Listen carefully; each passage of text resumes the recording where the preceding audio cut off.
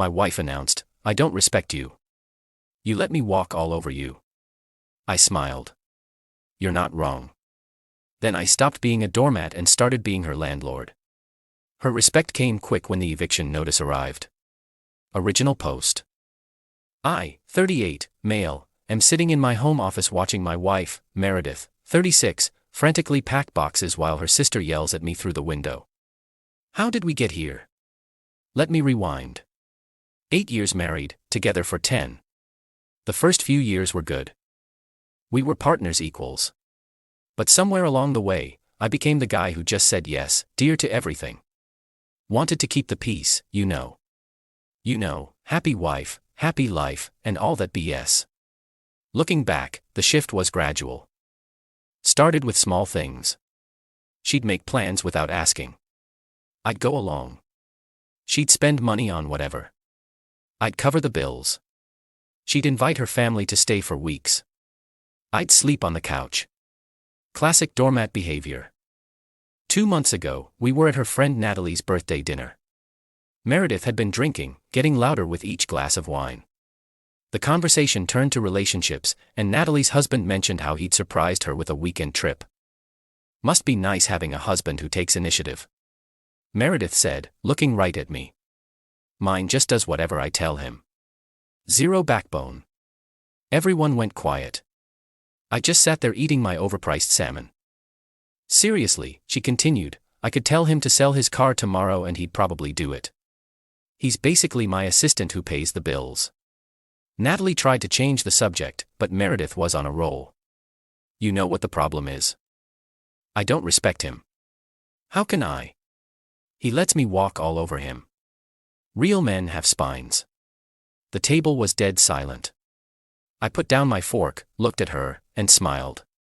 You're not wrong, I said calmly. She laughed. Actually laughed. See, even now he won't defend himself. That night, she passed out the moment we got home. I stayed up until 4 a.m. going through our finances, property documents, and 8 years of being a pushover. Here's the thing about our house. It's mine. Inherited from my grandmother 5 years ago. Paid off in my name only.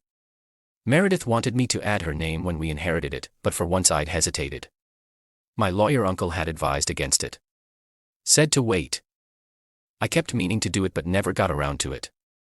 Thank God for procrastination. I also realized I'd been paying for literally everything. Mortgage on our old place before the inheritance, utilities, groceries, insurance, her car payment, her student loans. She worked part-time at a boutique. Made maybe $1,500 a month which she spent on clothes and girls' trips. I'm a project manager making decent money and every penny went to our expenses while hers was her money. The next morning, she didn't even remember what she'd said. Business as usual. Told me to transfer money for her credit card payment. Reminded me her mother was coming to stay next week. Informed me we were going to her sister's for dinner Sunday. Actually, no, I said. She looked up from her phone. What? No to all of that. I'm done being your doormat. She laughed. Oh, is someone feeling sensitive about last night? I was just being honest. So am I. Things are changing starting now. Update 1, the new rules. That Monday, I met with a lawyer, explained the situation, showed him the house deed, our financial records. He laid out my options. Since the house was inherited property and never commingled with marital assets, it remained mine. I could legally charge her rent or ask her to leave. I also opened my own bank account and redirected my direct deposit. Cancelled all the auto payments for her expenses. Changed the Netflix password. Petty, but satisfying. Thursday evening, I presented Meredith with a rental agreement. What the hell is this? She asked. Alley lease. If you want to keep living here, you'll need to pay rent. Market rate for a room is $1,100 a month. I'm giving you the friends and family discount, $800. She stared at me like I'd grown a second head. You're joking. No joke. You said you don't respect me because I have no backbone. Well, I'm developing one. This is my house. You can either pay rent or find somewhere else to live. I'm your wife who just told a room full of people you don't respect me and treat me like an assistant. So now we have a business arrangement. You want respect. It's earned. You want to live here, you pay.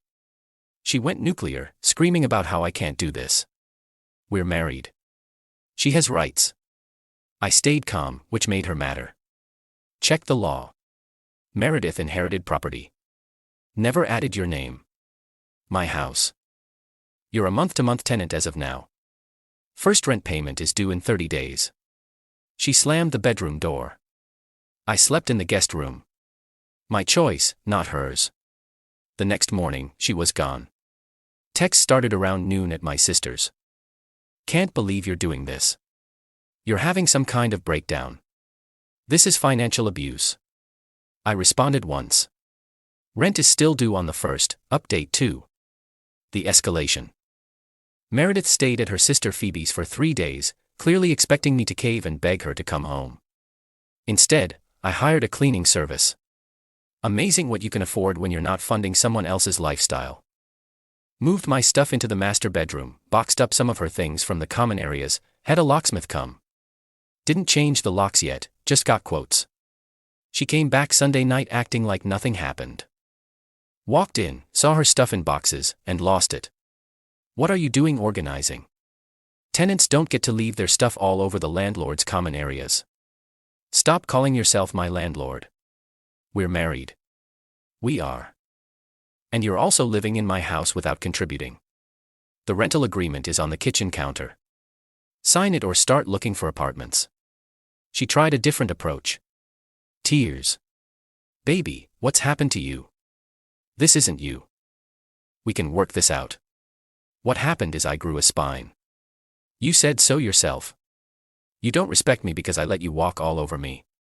So I stopped. I didn't mean it. I was drunk. In vino veritas Meredith, she grabbed her phone. I'm calling a lawyer. Good idea. They'll explain the concept of separate property. Monday, she actually did consult a lawyer. Came back looking defeated. The lawyer says, since the house is inherited and in your name only, you have no claim to it. Correct. But we're married. 8 years. And for 8 years, I've paid for everything while you treated me like a doormat. Speaking of which, your car payment was due today. I didn't pay it. Her face went white. What? Not my car. Not my problem. Better call the finance company. She called me every name in the book. I pulled up my phone and showed her my new banking app. Look at that. My account balance is amazing when I'm not financing someone else's life. That's when she tried to play the victim card on social media. Posted this sob story about her abusive husband who was holding housing over her head and financially controlling her. The comments were interesting. Some of her friends supported her, but others who'd been at that dinner started asking questions. Natalie actually commented, "Didn't you just say last week you don't respect him and he's basically your servant?" Meredith deleted the post within an hour. Update 3, the extinction burst attempt. By week 3, Meredith was desperate. The car company was calling daily. Her credit cards were maxed. Her sister was sick of her complaining. Time for dirty tricks. First, she tried seduction. Came on to me one night all bled up. I miss us, she purred. Sign the rental agreement and pay rent. Then we can talk about us. She slapped me. Actually slapped me. I didn't react. Just walked to my office and started typing. What are you doing? Documenting domestic violence. Strike 1. You can't be serious. Dead serious. Hit me again. I called the police. She switched tactics. Called my mother crying about how I'd changed and was being cruel. Mom called me. What's going on with you and Meredith? I explained everything, including the dinner humiliation and her admission that she doesn't respect me. Mom was quiet for a moment. About time you stood up for yourself. Your father and I have been wondering when you'd stop being her piggy bank. Plot twist. My parents never liked how she treated me, but didn't want to interfere. Next, Meredith tried to get my boss involved. She actually called my workplace claiming I was having a mental health crisis and shouldn't be trusted with important projects. That backfired spectacularly. HR called me in. I explained the situation, showed them her texts, admitting she was trying to make me see consequences. They documented it as harassment. My boss was furious. Someone tried to mess with his team. Then came the rental agreement deadline.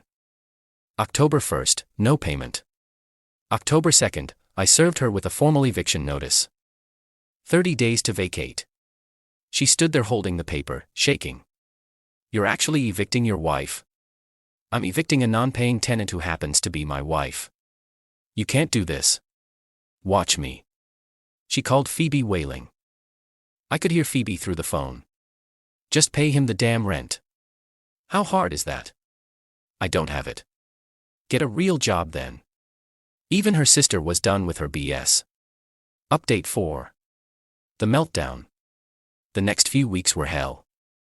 Meredith cycled through every manipulation tactic in the book. Guilt. Remember our wedding? You promised to take care of me. My response. And you promised to honor me. How'd that work out? Threats. I'll take half of everything in the divorce. My response, half of what?